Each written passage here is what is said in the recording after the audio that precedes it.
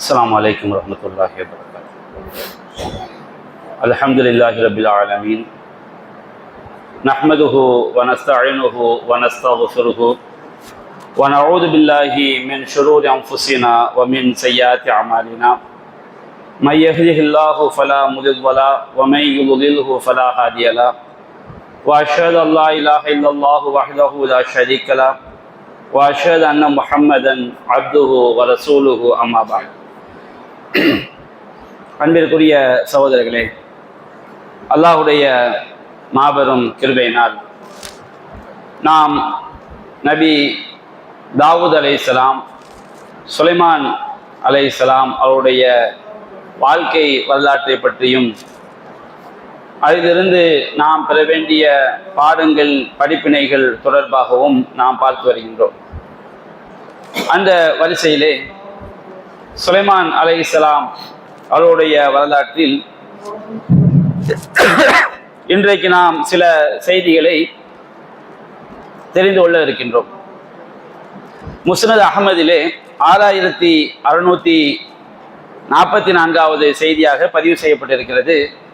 அப்துல்லா இப்னு அம்ரு ரலியல்லாஹு அன்ஹு அவர்கள் அறிவிக்கிறார்கள், நபிகள் நாயகம் ஸல்லல்லாஹு அலைஹி வஸல்லம் அவர்கள் சொன்னார்கள், இன்ன சுலைமான் இப்னு தாவூத் அலைஹிஸ்ஸலாம் சஅலல்லாஹ ஸலாஸன். தாவூத் நபியுடைய மகன் சுலைமான் அலைஹிஸ்ஸலாம் அவர்கள் அல்லாஹ்விடத்தில் 3 பிரார்த்தனைகளை கேட்டார்கள், 3 கோரிக்கைகளை அல்லாஹ்விடத்தில் முன்வைத்தார்கள். ஆழ்த்தாகு இஸ்னைனி, அல்லாஹ் ரப்புல் ஆலமீன் அவர்களுக்கு 2 கோரிக்கைகளை வழங்கிவிட்டான். 2 கோரிக்கைகளை அல்லாஹ் செய்து விட்டான், ஏற்றுக்கொண்டு விட்டான். 3வது கோரிக்கையை பற்றி நபிகள் நாயகம் சொல்றாங்க, வ நஹ்னு நர்ஜு அன் தகூன லஹு சாலிசத்து. நாம் அந்த மூன்றாவது விஷயம் நமக்கு ஆக வேண்டும் என நாம் என்ன செய்தோம், ஆதரவு வைக்கிறோம் என்று நபிகள் நாயகம் ஸல்லல்லாஹு அலைஹி வஸல்லம் அவர்கள் குறிப்பிடுகின்றார்கள். சுலைமான் அலைஹிஸ்ஸலாம் அவர்கள் கேட்ட அந்த 3 கோரிக்கையில முதலாவது கோரிக்கை என்ன?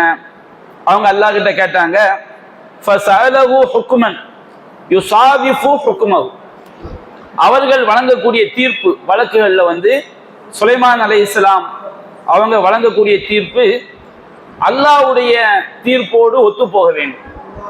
இந்த உலகத்துல நீதிபதிகள் பல தீர்ப்புகளை சொல்றாங்க.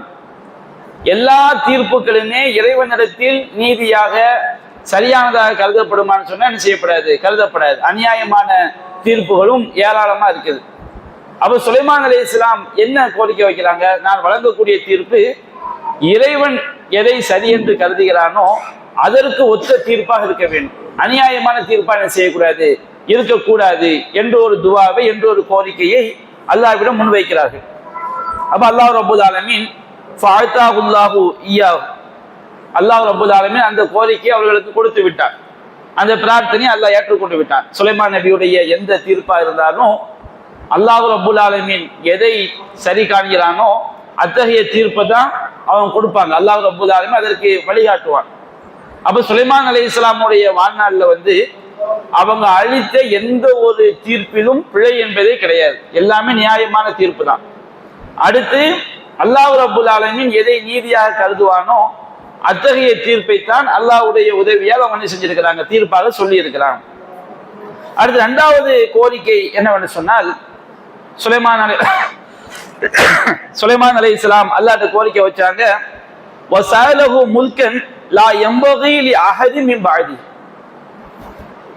தனக்கு பிறகு யாருக்கும் தகுதியாகாத ஒரு ஆட்சி, எனக்கு பிறகு கியாமத் நாள் வரைக்கும் சுலைமான் நபிக்கு கொடுத்ததை போன்ற ஒரு ஆட்சியை வேற யாருக்கும் கொடுக்க கூடாது அப்படின்னு அல்லாஹ் என்ன செய்றாங்க, அப்படி ஒரு ஆட்சியை அவங்க கேட்கிறாங்க. அப்ப ஃபஅதாஹு இய்யாஹு, அதையும் அல்லாஹ் என்ன செய்து விட்டான், சுலைமான் அலைஹிஸ்ஸலாம் அவர்களுக்கு கொடுத்து விட்டான். அந்த பிரார்த்தனையும் அல்லாஹ் ஏற்றுக்கொண்டு விட்டான். அதை நம்ம பின்னாடி இன்ஷா அல்லாஹ் பார்ப்போம். அடுத்து 3வது ஒரு கோரிக்கை வச்சாங்க. சுலைமான் அலைஹிஸ்ஸலாம் அவங்க பைத்துல் மக்தஸ் ஆலயத்தை அவங்க புனர் நிர்மாணம் செய்தார்கள், மீண்டும் கட்டி அமைத்தார்கள். அப்ப அவங்க அல்லாஹ்ட்ட கோரிக்கை வச்சாங்க, ஃபஸஅலஹு அய்யுமா ரஜுலின் خرج من بيته لا يريد الا الصلاه في هذا المسجد. எந்த ஒரு மனிதனாக இருந்தாலும் அவர் தன்னுடைய வீட்டிலிருந்து இந்த பள்ளிவாசலில் தொழுவதற்காக வெளியேறினார். பைத்துல் முகத்தஸ் பள்ளிவாசல், மஸ்ஜித் அக்ஸா பள்ளிவாசல், அந்த பள்ளிவாசல்ல தொழுவதற்காக தன்னுடைய வீட்டிலிருந்து வெளியேறினால் ஹரஜமில் ஹத்தியத்திஹி மிஸ்ல யௌமி வலதத்துஹு உம்முஹு, அவருடைய தாய் அவனை பெற்றெடுத்த நாளில் அவன் எப்படி பாவமே இல்லாமல் இருப்பானோ அது போன்று இந்த பைத்துல் முகத்தஸ் பள்ளிவாசல்ல தொழுதுட்டு அந்த பள்ளியை விட்டு வெளியேறினால் அவன் எல்லா பாவங்களும் மன்னிக்கப்பட்டவனாக வெளியேறணும் அப்படின்னு செஞ்சாங்க, அல்லாஹ் கிட்ட கோரிக்கை வச்சாங்க. அப்போ நபிகள் நாயகம் ஸல்லல்லாஹு அலைஹி சொல்றாங்க, ஃபனஹனு நர்ஜு அயகூன அல்லாஹ் அஸ்ஸ வஜல் கத் அஅதாஹு இய்யாஹு, அல்லாஹ் ரப்பல் ஆலமீன் அவர்களுக்கு அதை கொடுத்திருப்பான் என்று நாம் ஆதரவு வைக்கிறோம். கொடுத்தானா இல்லையா நபிகள் நாயகம் செய்யல சொல்லல. அல்லாஹ் ரப்பல் ஆலமீன் சுலைமான் அலைஹிஸ்ஸலாம் அவர்களுக்கு அதை கொடுத்திருக்கலாம், கொடுக்க வேண்டும் என்று நாம் ஆதரவு வைக்கிறோம். அப்போ முதல் ரெண்டு விஷயங்களை அல்லாஹ் கன்ஃபார்மா கொடுத்துட்டான். அவங்களுக்கு கிடைச்ச மாதிரி ஆட்சி கியாமத் நாள் வரைக்கும் யாருக்கும் கிடைக்க கூடாது, அந்த பிரார்த்தனையை அல்லாஹ் ஏற்றுக்கொண்டு விட்டார். அதுபோன்று அவங்க வழங்கக்கூடிய தீர்ப்பு அல்லாஹ் ரப்பல் ஆலமீன் எதை தீர்ப்பாக சரியானதாக கருதுவானோ அதற்கு ஒத்த தீர்ப்பாக இருக்க வேண்டும். இதையும் அல்லாஹ் ஏற்றுக்கொண்டு விட்டான். மூன்றாவது பிரார்த்தனை நபிகள் நாயகம் சொல்றாங்க, அல்லாஹ் ரப்பல் ஆலமீன் அதை அவர்களுக்கு வழங்க வேண்டும் என்று நாம் என்ன செய்யறோம், ஆசைப்படுறோம். ஆனா அல்லாஹ் ரப்பல் ஆலமீன் அப்படி கொடுத்தானா இல்லையா நபிகள் நாயகம் ஸல்லல்லாஹு அலைஹி வஸல்லம் செய்யல, உறுதிப்படுத்தி அவங்க சொல்லல. அப்ப நாம அதை என்ன செய்ய முடியாது, உறுதிப்படுத்த முடியாது. இவன் சுலைமான் அலைஹிஸ்ஸலாம் அவங்களுடைய முதலாவது பிரார்த்தனை இருக்கு பாருங்க, இந்த மாதிரி நான் வழங்கக்கூடிய தீர்ப்பு அல்லாஹ் எதை நியாயமாக கருதுறானோ நீதியாக கருதுறானோ இறைவனிடத்தில் எது சரியானதாக இருக்குமோ அந்த தீர்ப்புக்கு ஒத்ததாக இருக்க வேண்டும் அப்படின்னு அவங்க துவா செய்யறாங்க. அப்ப நம்ம திருமறை குர்ஆனிலும் ஹதீஸிலும் இரண்டு சம்பவங்கள் நமக்கு என்ன செய்யப்பட்டிருக்குது, சொல்லப்பட்டிருக்கிறது. முதலாவது சம்பவம் எதுன்னு சொன்னோம்னா சூரத்துல் அன்பியா 21வது அத்தியாயம் 78, 79வது வசனங்களாக இடம்பெற்றிருக்கிறது. தாவூத் அலைஹிஸ்ஸலாம் அல்லாஹ் கூறுகின்றான், தாவூத வ சுலைமான இது யஹ்குமானி ஃபில் ஹர்ஸ், தாவூத் அலைஹிஸ்ஸலாம் அவர்களும் சுலைமான் அலைஹிஸ்ஸலாம் அவர்களும் ஒரு விளைச்சல் நிலம் விஷயத்தில் அவங்க என்ன செய்றாங்க, தீர்ப்பளிக்கிறார்கள். அங்க என்ன நடக்குதுன்னு சொன்னோம்னா ஒருவருக்கு ஒரு விளைச்சல் நிலம், அதுதான் அவருக்கு வருமானம், அவருடைய புழப்பு புள்ளகுட்டி எல்லாமே வாழ்றது அந்த விவசாய நிலத்தை நம்பிதான். இன்னொருவருக்கு அவர் ஒரு ஆட்டு மந்தையை வைத்திருக்கிறார், அவருக்கு எல்லா பிழைப்புமே அந்த மந்தைய அடிப்படையா வச்சுதான். அப்ப என்ன நடக்குதுன்னு சொன்னோம்னா பொதுவாக மார்க்கத்துடைய சட்டம் என்ன, பகல் நேரங்கள்ல விவசாய நிலங்களுக்கு சொந்தக்காரங்க ஆடு மாடுகள் தங்கள் நிலங்களுக்குள் நுழைந்து விடாமல் அவங்க தான் தடுக்கணும். ஆடு மாடு மேய்க்க வருவாங்க, பகல் நேரத்தை நீ அங்க மேய் இங்க மேய் சொல்ல முடியாது, இவங்க நிலத்தை இவங்க தான் பாதுகாத்துக்கணும். இப்ப இஸ்லாமிய கவர்மெண்ட்ல பகல் நேரத்துல ஒருவருடைய மாடு ஒரு வயல்ல போய் மேய்ஞ்சின்னு வச்சுக்கிடுங்க, அவரு அங்க போய் கம்ப்ளைண்ட் பண்ண சொன்னோம்னா அவருக்கு என்ன கிடையாது, நஷ்ட ஈடு வழங்கப்படாது. ஏன்னா பகல் நேரத்துல வயலை பாதுகாக்க வேண்டிய பொறுப்பு, நம்ம பொருட்களை பாதுகாக்க வேண்டிய பொறுப்பு நம்மை சார்ந்தது. ஆடு மாடுகள் தெருக்கல்ல போகும், வயலுக்கு போகும், அப்ப அந்த மாதிரி வேலையை போட்டு அது பாதுகாப்பை நம்ம செஞ்சுக்கணும். அதே நேரத்துல இரவு நேரத்துல போய் ஆடு மாடுகள் வயல்ல போய் மேய்ஞ்சிட்டு வச்சுக்கிடுங்க, அப்போ பாதிக்கப்பட்டவங்க என்ன செஞ்சாகணும், நஷ்ட ஈடு கொடுத்தாக வேண்டும். இது மார்க்கத்துடைய சட்டம், நபிகள் நாயகம் சொல்லி காட்டுறாங்க. அப்போ என்ன நடக்குன்னு சொன்னோம்னா ரெண்டு பேருக்கு ஒரு விவசாய நிலம் ஒருவருக்குரியது, அதுல விளைச்சல் நல்லா முத்தி நிற்கிறது, இன்னொருவருக்கு ஒரு ஆட்டு மந்தை சொந்தமா இருக்குது, அவருடைய பொழப்பு எல்லாமே அதை வசதா இருக்குது. அப்ப என்ன நடக்குது, இது நஃபஷத் ஃபீஹி கனமுல் கௌம், ஒரு கூட்டத்தாருக்குரிய ஆடுகள் இரவு நேரத்தில் அதில் போய் மேய்ந்து விட்டது. நஃபஷத்னா என்ன அர்த்தம், இரவு நேரத்துல போய் என்ன செய்யறது, வயல்ல போய் ஆடு மாடுகள் மேய்வதற்கு பேர் நஃபஷத்து சொல்லுவாங்க. அப்ப இரவு நேரத்துல போய் என்ன செய்யுது, ஒரு கூட்டத்தாருக்குரிய ஆடுகள் இந்த வயலுக்குரியவருடைய வயல்ல போய் அதுல உள்ள விளைச்சல் எல்லாத்தையுமே மேய்ந்து விடுகிறது. அப்ப இந்த வழக்குல தீர்ப்புக்கு வழக்கு கொண்டு வர்றாங்க.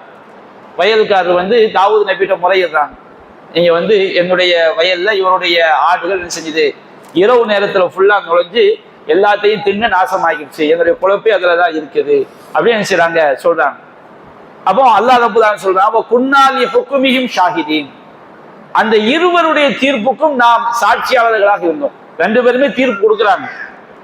தாவூது நபி என்ன தீர்ப்பு கொடுக்குறாங்கன்னு சொன்னோம்னா, எவ்வளவு விளைச்சல் எவ்வளவு நஷ்டமா இருக்குன்னு பாக்குறாங்க.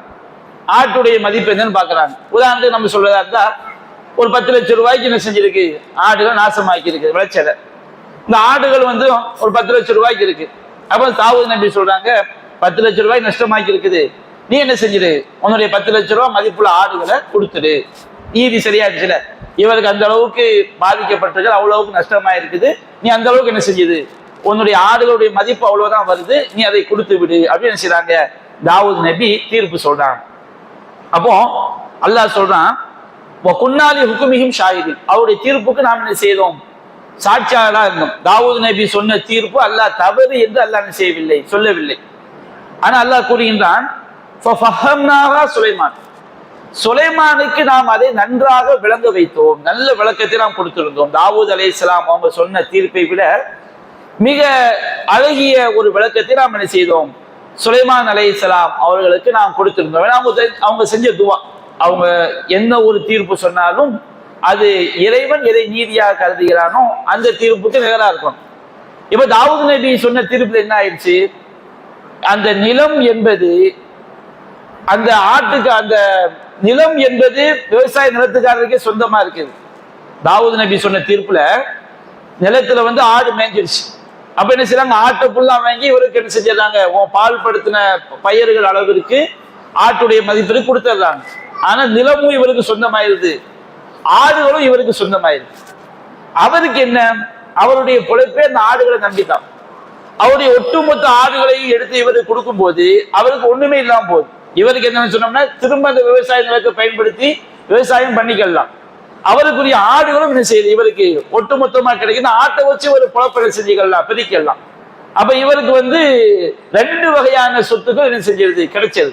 அவர் ஒண்ணும் இல்லாம ஜீரோவா என்ன செஞ்சிருந்தாரு, ஆகி விடுகிறார். அப்ப அல்லாஹ் சொல்றான், சுலைமான், சுலைமான் அலைஹிஸ்ஸலாம் அவர்களுக்கு நாம் அதை என்ன செய்தோம், நன்றாக அந்த வழக்கத்தோட விஷயங்களை நுணுக்கமாக நாம் விளக்கத்தை நாம் கொடுத்தோம்.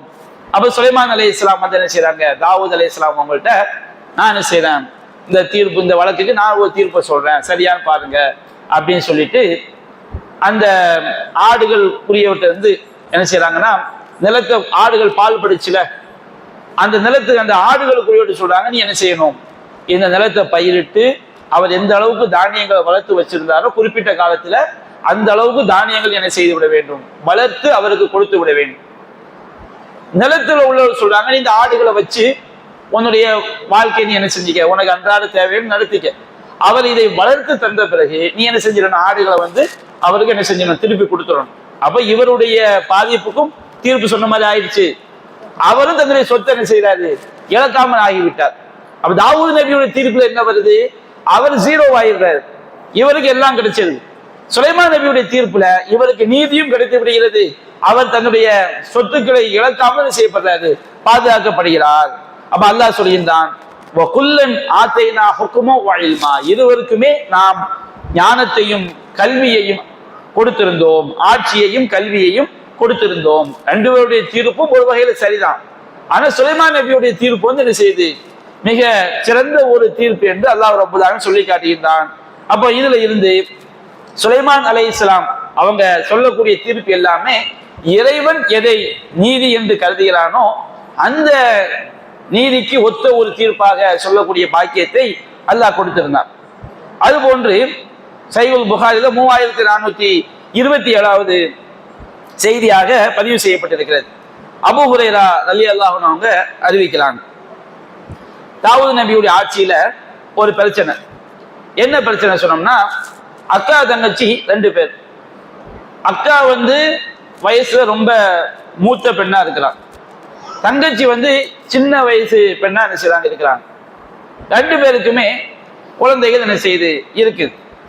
அப்ப இருவரும் ஏதோ ஒரு குழந்தைகள், தங்களுடைய குழந்தைகளை வைத்து விட்டு ஏதோ ஒரு காரியத்துல ஈடுபட்டு இருக்கும் பொழுது ஓநாய் என்ன செஞ்சிருதுன்னா, ஒருத்தியுடைய குழந்தைய சாப்பிட்டு போயிடும். யாருடைய குழந்தைய சாப்பிட்டா நம்ம பின்னாடி உள்ள முடியை வச்சு நாம சொல்லும் போது மூத்தவளுடைய குழந்தை என்ன செஞ்சிருது, ஓநாய் தூக்கிட்டு போயிடுது. அப்போ அந்த ரெண்டு பேரும் என்ன செய்யறாங்க, மூத்தவள் வந்து பார்க்கிறாள், அவருடைய குழந்தைய ஓனாய் தூக்கிட்டு போயிடுச்சு. அவளுக்கு தெரியும் ஓனாய் தூக்கிட்டு போன நம்முடைய குழந்தை தான் சொல்லி. அப்ப இருந்தாலும் அவள் என்ன பிரச்சனை கிளப்புறான்னு சொன்னோம்னா, நபியா நான் சொல்ல கானத் இம்ரத்தானி மாகுமா இப்னாகுமா, ரெண்டு பெண்கள் இருந்தாங்க. அந்த பெண்களோடு அவங்களுடைய இரண்டு குழந்தைகளும் இருந்தது. ஜாது ஓனாய் வந்தது இப்னி இஹ்தாகுமா, அந்த இரண்டு சகோதரிகளில் ஒருத்தியுடைய குழந்தையை ஓனாய் என்ன செய்து விட்டது, தூக்கி சென்று விட்டது. அப்போ கால சாஹிபத்துஹா, அப்போ மூத்தவள் சொன்னால் இன்னமா தஹப பி இப்னிகி, உன் குழந்தையை தான் ஓனாய் தூக்கிட்டு போயிடுச்சு, என் குழந்தை இல்லை அப்படின்னு செய்றாங்க. மூத்தவள் சொல்கிறாள். அப்ப இளையவள் சொல்கிறாள் வாலத்தில் உஹ்ரா இன்னமா தஹப பி இப்னிகி, உன் குழந்தையை தான் தூக்கிட்டு போச்சு, என் குழந்தை இல்லை. ரெண்டு பேரும் தெரியும், இருந்தாலும் பிரச்சனை என்ன செய்யறான், மூத்த பெண் வந்து பிரச்சனையை வந்து வளர்க்கிறார், ஓனாய் தூக்கிட்டு போனது ஓன் குழந்தை தான் அப்படின்னு சொல்லி. அப்போ ஃபதஹாக்கமத்தா இலா தாவூத், ரெண்டு பேரும் என்ன செய்றாங்க, தாவூத் நபிட்ட போய் தீர்ப்பு கேட்கிறாங்க. இப்படி இது வந்து என்னுடைய குழந்தை தான், இளையவள் சொல்ற இது என்னுடைய குழந்தை தான், அவளுடைய குழந்தை தான் ஓனாய் தூக்கிட்டு போயிடுச்சு. மூத்தவள் சொல்றா இல்ல இல்ல அதுதான் என்னுடைய குழந்தை, ஓனாய் தூக்கிட்டு போனது இளையவளுடைய குழந்தையை தான் செஞ்சிடுச்சு, தூக்கிட்டு போயிட்டு அப்படின்னு செய்றாங்க பாக்குறாங்க. அப்போ தாவூத் நபி பார்த்துட்டு அவங்க என்ன நினைச்சிருக்கலாம், சரி யாருடைய குழந்தைன்னு நினைச்சு இதை தீர்மானிக்க முடியல, மற்ற சாட்சி அங்க இல்ல, இவ என் குழந்தைங்கிறா உன் குழந்தைங்கிறா. தாவூத் நபி ஒரு யூகமாக என்ன நினைக்கலாம்னு சொன்னோம்னா, இவ மூத்த வயசான பொம்பளையா இருக்கிறா, இளைய பெண்ணா இருக்கிறா, இவன் இன்னொரு குழந்தைய கூட என்ன செய்ய முடியும், பெற்றுக்க முடியும்.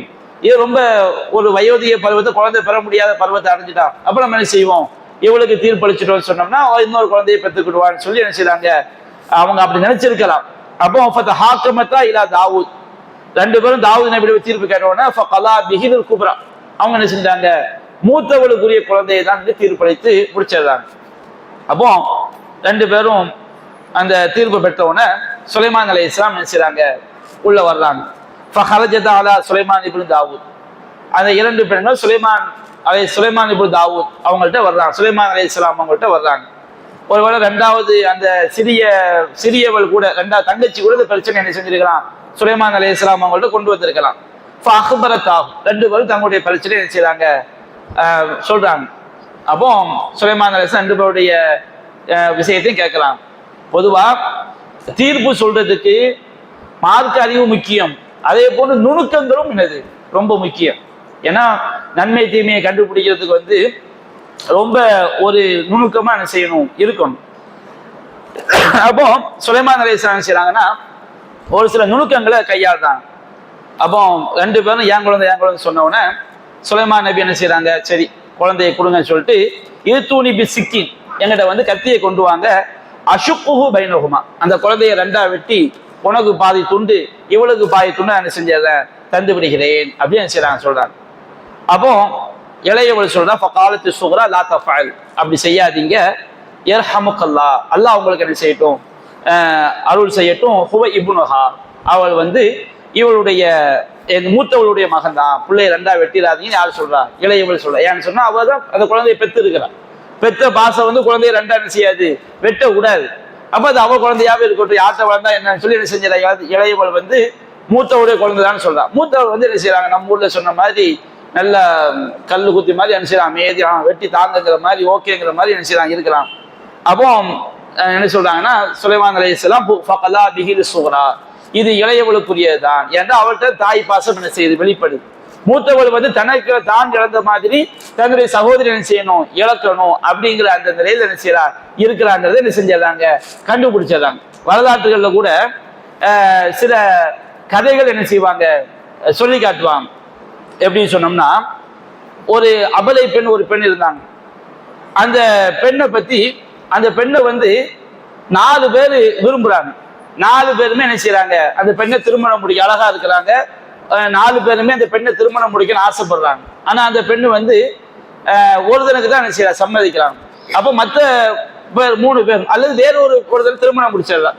அப்ப இந்த 3 பேர் என்ன செய்யறாங்கன்னு சொன்னோம்னா, இந்த பெண்ணு வந்து ஒருத்தனோட விபச்சாரம் செஞ்சான்னு ஒரு குறிப்பிட்ட ஆளை சொல்லி நாங்க பார்த்தோம் அப்படின்னு செஞ்சிடறாங்க. 3 பேரும் நீதிபதிட்ட போய் 4 பேருமே நீதிபதிட்ட போய் என்ன செய்யறாங்க, சொல்றாங்க நாங்க கண்ணால பார்த்தோம்.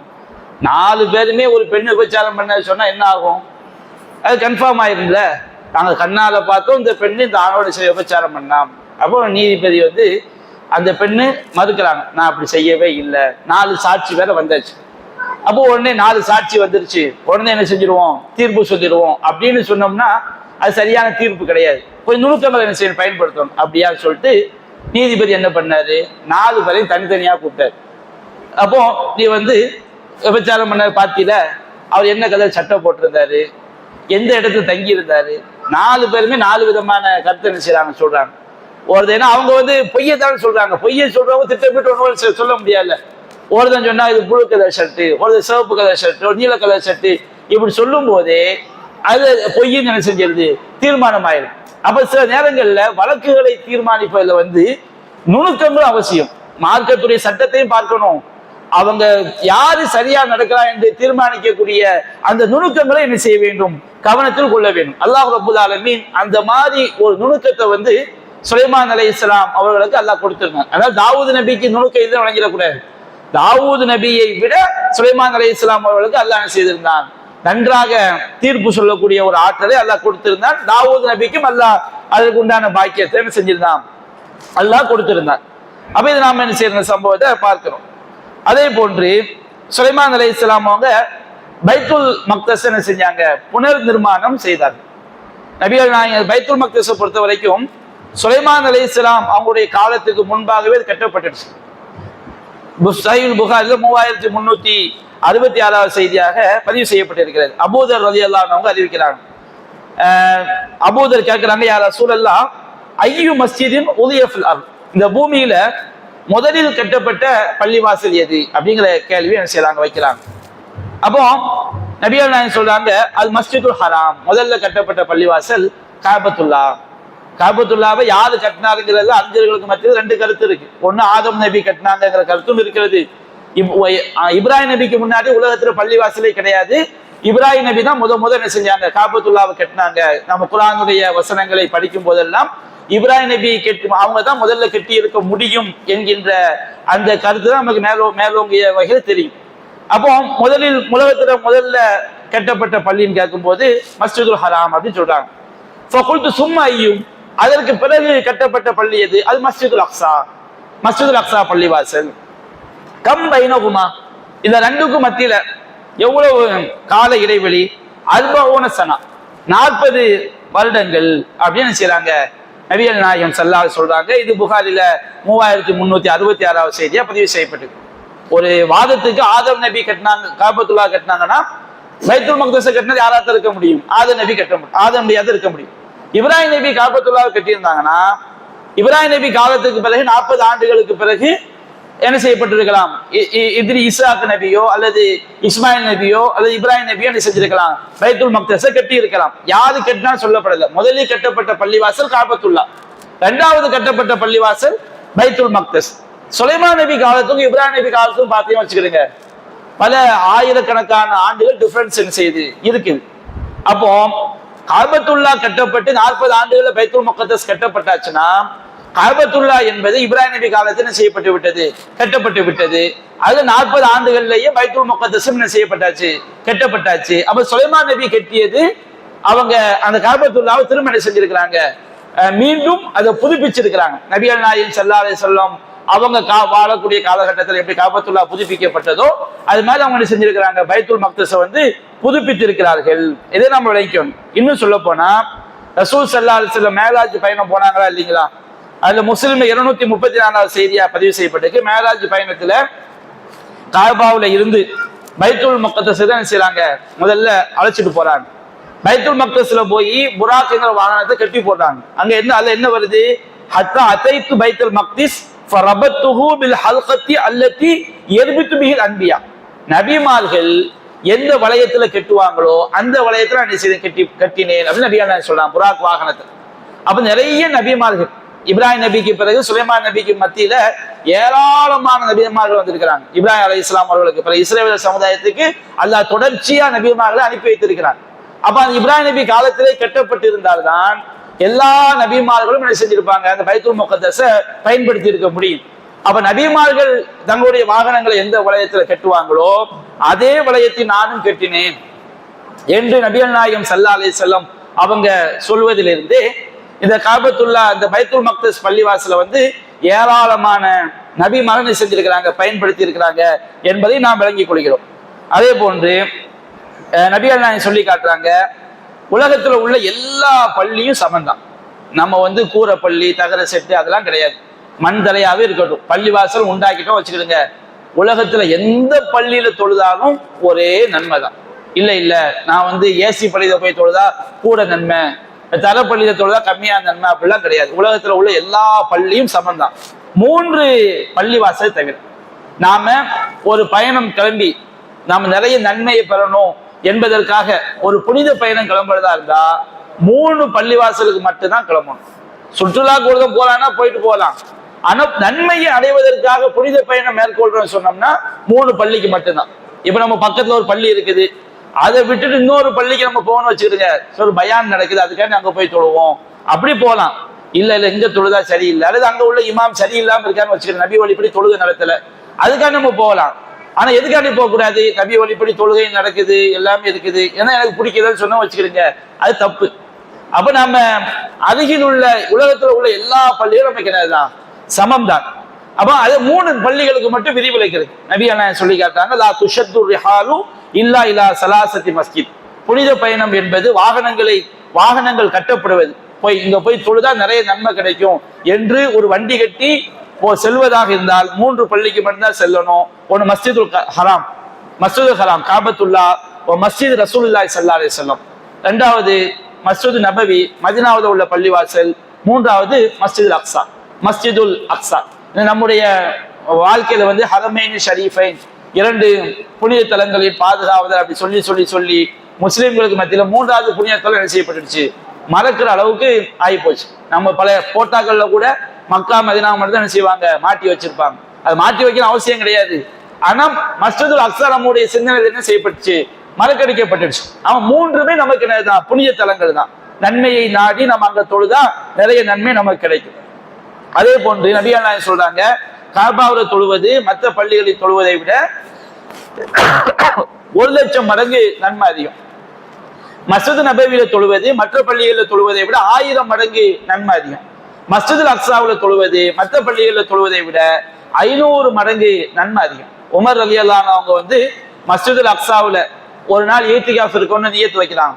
அப்ப நபி நாயகம் ஸல்லல்லாஹு அலைஹி வஸல்லம் மஸ்ஜித் நபவியில நிறைவேற்றுறாங்க. அதான சிறந்தது. மஸ்ஜிதுல ஏதாவது நம்ம ஒரு நேர்ச்சி பண்ணோம் வச்சுக்கிடுங்க, அதை விட சிறந்த ஒண்ணுக்காக இதை நம்ம என்ன செய்யலாம், இந்த நேர்ச்சியை முடிச்சுக்கலாம். நேர்ச்சியை கண்டிப்பா நிறைவேற்றி ஆகணும். ஆனா அதை விட சிறந்த ஒண்ணு இருக்குன்னு வச்சுக்கிடுங்க, நம்ம அதை நிறைவேற்றுறதுதான் அது சிறந்தது. அப்ப நபி நாயகம் ஸல்லல்லாஹு அலைஹி வஸல்லம் நீங்க பைத்துல் மக்தஸ்ல அவ்வளவு சிரமப்பட்டு அங்க போய் நீங்க அந்த ஏத்திகாஃப் நிறைவேற்றுறதை விட மஸ்ஜித் நபவியில என்ன செஞ்சிருங்க, நிறைவேற்றிருங்க. ஏன்னா அங்க போய் தொழுதா எவ்வளவுதான் நன்மை, 500 மடங்கு தான் நன்மை. மஸ்ஜிதுல் நபவியில தொழும்போது 1000 மடங்கு நம்ம என்ன செய்து கிடைக்குது. மஸ்ஜித் நபவியில தொழுவதை விட காபாவுல தொழுவது நமக்கு எவ்வளவு மடங்கு கிடைக்குது, 1,00,000 மடங்கு என்ன செய்யுது கிடைக்குது. அவ்வளவு பெரிய பாக்கியங்கள் இருக்குது. அப்போ சுலைமான் அலைஹிஸ்ஸலாம் அவர்கள் பைத்துல் மக்தஸை கட்டினார்கள். அந்த பள்ளிவாசல்ல தொழுதால், தொழுது விட்டு வெளியே வந்தா அன்று தாய் தன்னுடைய குழந்தையை பெற்றெடுக்கும் பொழுது அந்த குழந்தைக்கு எப்படி பாவமே இருக்காதோ அது போன்று ஒரு பாக்கியத்தை வழங்கணும்னு துவா செஞ்சாங்க. ஆனா அதை அல்லாஹ் ஏற்றுக்கொண்டானா இல்லையான்னு தெரியல. நபி அல்லாஹ் சொல்லி காட்டுறாங்க, அந்த பாக்கியம் கொடுக்கப்படணும்னு சொல்றாங்க. நபி அல்லாஹ் ஸல்லல்லாஹு அலைஹி வஸல்லம் ஹதீஸ்ல சொல்லும் போது காபத்துல்லாஹ் தான் சொல்லி காட்டுறாங்க. எப்படி சொல்றாங்க, ஹஜ்ஜுக்கு போயிட்டு வரும்போது யார் வந்து ஹஜ்ஜுக்கு செல்லும் போது தீய செயல்கள் செய்யாம பாவங்கள்ல ஈடுபடாம நபி வழிப்படி சரியான முறையில ஹஜ்ஜை செஞ்சுட்டு திரும்புறாங்களோ, ரஜாக்க யௌமில் வலதத்துஹு உம்முஹு, அவனுடைய தாய் அவனை பெற்றெடுத்த நாளில் அவன் எப்படி பரிசுத்தமானவனாக பாவங்கள் இல்லாதவனாக இருந்தானோ அது போன்று அவன் திரும்புகிறான் அப்படின்னு செஞ்சாங்க. நபி அல்லாஹ் காபத்துல்லாஹ் சொல்லி காட்டினாங்க. மஸ்ஜிதுல் அக்ஸாக்கு 500 மடங்கு தான் என்ன செஞ்சாங்க, சொல்லி காட்டினாங்க. அந்த சுலைமான் நபியுடைய துவா அந்த விஷயத்துல வந்து நபிகள் நாயகம் அல்லாஹ் அதை கொடுக்க நாங்க ஆசைப்படுறோம், அல்லாஹ் கொடுத்துட்டான்னு அவங்க உறுதிப்படுத்தாம இருந்தாங்க பாருங்க, அதுதான் சரி என்பது நமக்கு என்ன செய்கிறது, தெரிகிறது. அது போன்று சுலைமான் அலைஹிஸ்ஸலாம் அவங்களுக்கு அவங்க அல்லாஹ்ட்ட கிடைத்த பிரார்த்தனை ஒன்று, தனக்கு பிறகு யாருக்குமே கிடைக்காத ஆட்சி என்ன செய்யணும், எனக்கு வந்து கிடைக்கணும் அப்படின்னு செஞ்சாங்க. அல்லாஹ்ட்ட அவங்க துவா கேட்டாங்க. அல்லாஹ் அந்த ஆட்சியை வழங்கினான். சூரத்து சாதுங்கிற அத்தியாயம் 38வது அத்தியாயத்துல அல்லாஹ் வந்து சுலைமான் நபியுடைய ஆட்சி எவ்வளவு பிரம்மாண்டமான ஆட்சி என்பதை நாம் இன்ஷா அல்லாஹ் வரக்கூடிய நாட்கள்ல பார்ப்போம். இப்ப இந்த சூரத்து சாதுல 34 இருந்து 40 வரைக்கும் உள்ள வசனங்களுடைய அர்த்தத்தை மட்டும் தெரிந்து கொண்டு இவருடைய விளக்கத்தை நாம் இன்ஷா அல்லாஹ் வரக்கூடிய நாட்கள்ல பார்ப்போம். சுலைமான் அலைஹிஸ்ஸலாம் அல்லாஹ்ட்ட கேட்கிறாங்க, காத ரப்பி ஃபிர்லி, இறைவா என்னுடைய பாவத்தை மன்னிப்பாயாக, வஹப்லி முல்கன் லா யம்பகி லி அஹதி மின் பஅதி, எனக்கு பிறகு யாரும் அடைய முடியாத ஒரு ஆட்சியை எனக்கு நீ தருவாயாக, இன்னக அன்தல் வஹாப், நீதான் வாதி வழங்கக்கூடிய கொடையாளன். அப்போ அப்படி சொன்ன அப்படின்னு துவா கேட்கிறாங்க. அப்ப அல்லாஹ் ரப்பல் ஆலமீன் எந்த அளவுக்கு அவங்களுக்கு ஆட்சி அதிகாரத்தை கொடுக்குறான்னா, ஃபஸஹர்னா லஹு ரீஹ், காற்றை நாம் அவருக்கு வசப்படுத்தி கொடுத்தோம், தஜ்ரீ பி அம்ரிஹி, அவருடைய கட்டளைப்படி அது ஓடும். சுலைமான் அலைஹிஸ்ஸலாம் என்ன கட்டளை இடுறாங்களோ அது காத்து என்ன செய்யும், அல்லாஹ் தான் வசப்படுத்தி கொடுக்குறான். காற்றுடைய ரப்பு அல்லாஹ் தான். அந்த அல்லாஹ் சுலைமானுடைய கட்டளை கட்டுப்படும் சொல்றான். சுலைமான் எப்படி நினைச்சாங்கன்னு வச்சுக்கிடுங்க, அவங்க இப்போ ஷாமுல இருக்கிறாங்க, திடீர்னு அவங்க யமனுக்கு போகணும்னு நினைச்சா இன்னைக்கு காலையில ஷாம்லையும் மதியம் எங்க போய் நிற்பாங்க, யமன்ல போய் நிற்பாங்க. அவங்க சிரியாவுக்கு போனா சிரியாவுக்கு போயிடும், எங்க இருந்தாலும் என்ன செய்யலாம், மக்காவுக்கு வரணும் மக்காவுக்கு வரலாம், பைத்துல் மக்தஸ் போனா பைத்துல் மக்தஸ் போகலாம். எவ்வளவு பெரிய படைகளினாலும் ஏற்றி கொண்டு அவங்க காற்றுக்கு உத்தரவிட்டால் போதும், அந்த காற்றாங்க கொண்டு போய் எவ்வளவு வேகமா என்ன செஞ்சிடும், இறக்கி விட்டுரும். அப்ப அவருடைய கட்டளைப்படி, அவருடைய ஆட்சி அதிகாரத்தை நிலைநிறுத்துவதற்காக அவருடைய கட்டளைப்படி ஓடுமாறு நாம் காற்றை அவருக்கு வசப்படுத்தினோம். ருஹாஅன், மிருதுவானதாக, ஹைஸ் அசாப், அவர் விரும்பிய விதத்தில், சுலைமான் நபி என்ன விரும்புகிறாரோ அந்த விதத்தில் என்ன செய்ய அந்த காற்று செயல்படும். அதே போன்று ஷயாத்தின், ஷைத்தான்கள்ல வந்து குல்ல பன்னாயின் கௌவாசின், கட்டடம் கட்டக்கூடிய ஒவ்வொரு ஷைத்தான்களையும், முத்து குளிக்கக்கூடிய ஒவ்வொரு ஷைத்தான்களையும் நாம் அவருக்கு என்ன செய்தோம், வசப்படுத்தி கொடுத்தோம். இந்த 2 வகையான ஷைத்தான்கள் அல்லாஹ் என்ன செய்தான், சுலைமான் நபி வசப்படுத்தி கொடுத்தார். அது மட்டுமல்லாம வஆஹரீன முகர்ரனீன ஃபில் அஸ்ஃபாத், விலங்குகள்ல விலங்கிடப்பட்ட, அதாவது சங்கிலிகளால் விலங்கிடப்பட்ட ஷைத்தான்கள், அந்த ஷைத்தான்கள் வரம்பு மீறும் போது தண்டிக்கிறதுக்காண்டி அவங்களுக்கு விலங்கு போட்டு பூட்டக்கூடிய ஒரு அதிகாரத்தை யாருக்கு அல்லாஹ் கொடுத்திருந்தான், சுலைமான் நபிக்கு கொடுத்திருந்தான். ஹாதா அத்தாவுனா, இது நம்முடைய அருட்கொடை. ஃபம்னுன், இதை நீங்க வந்து இந்த அருட்கொடையை வைத்து மற்றவங்களுக்கு நீங்க என்ன செய்யலாம், உபகாரம் செய்யலாம். அவ் அம்சிக், அல்லது நீங்க உபகாரம் செய்யாம நீங்க மட்டுமே இந்த அருட்கொடையை பயன்படுத்தலாம். பிகைரி ஹிசாப், எந்த கேள்வி எனக்கு கிடையாது. நபி எப்படி செயல்படுவாங்கன்னு அல்லாஹ்க்கு தெரியும்ல, அதனால நீங்க அடுத்தவங்களுக்கு இந்த அருட்கொடையை வச்சு உபகாரம் செய்தாலும் சரி, செய்யாம நீங்களே வைத்துக் கொண்டாலும் சரி, எந்த கேள்வி எனக்கும் கிடையாது. அவருக்கு நம்மிடம் ஒரு நெருக்கம் இருக்கிறது, மறுமையில் அழகிய தங்குமிடமும் இருக்கிறதுன்னு அல்லாஹ் என்ன செய்யறான், சாத் அத்தியாயத்துல 35 இருந்து 40 வரைக்கும் சொல்லி காட்டுறான். அப்படி நமக்கு நிறைய கேள்விகள் இருக்கு. ஒரு நபிமார்கள் வந்து இந்த மாதிரி ஆட்சியை விரும்பலாமா, அல்லாஹ் எப்படி சுலைமான் நபிக்கு நீங்க கொடுத்தாலும் நீங்களே எல்லாத்தையும் வைத்துக் கொண்டாலும் சரி, மற்றவங்களுக்கு உபகாரம் பண்ணாலும் சரி, இப்படி எப்படி அல்லாஹ் சொல்லலாம், அந்த ஷைத்தான்களுடைய விஷயம் என்ன, இப்படி பல கேள்விகள் இதில் இருக்கிறது. இதிலிருந்து பெற வேண்டிய பாடங்கள் படிப்பினைகளை இன்ஷா அல்லாஹ் நாம் என்ன செய்வோம், நாளைய தினம் தொடர்ச்சியாக காண்போம். வாஹிரு தஅவானா அனில் ஹம்துலில்லாஹி ரப்பில் ஆலமீன். அஸ்ஸலாமு அலைக்கும் வரஹ்மத்துல்லாஹி வபரகாத்துஹு. சுப்ஹானக அல்லாஹும்ம பிஹம்திக அஷ்ஹது அல்லா இலாஹா இல்லா அன்த அஸ்தக்ஃபிருக வ அத்தூபு இலைக்.